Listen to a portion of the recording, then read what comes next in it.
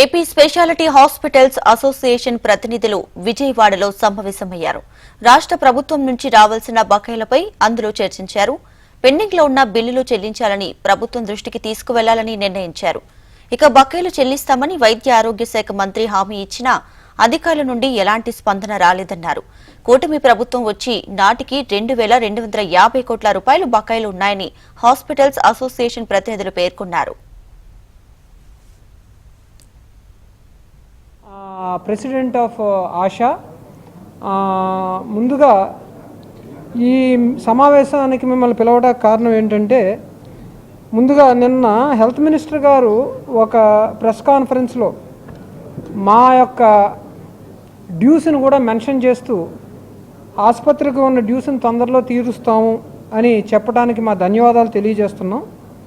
కాకపోతే ఇప్పుడు హాస్పిటల్ పరిస్థితి ఎట్లా ఉందంటే, మేము చాలా నిస్సహాయ స్థితిలోకి వెళ్ళిపోయాం.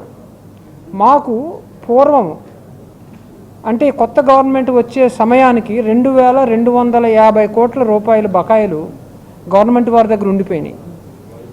ఆ తరువాత కొత్త గవర్నమెంట్ ఫార్మ్ అయిన తర్వాత మేము గవర్నమెంట్లోని అలాగే సిఇఓల్ని అందరినీ కలిసి మా యొక్క కాంట్రిబ్యూషన్ ఖచ్చితంగా ఈ సర్వీసెస్ కంటిన్యూ చేయడానికి ఖచ్చితంగా ఉంటుంది అని తెలియజేశాము.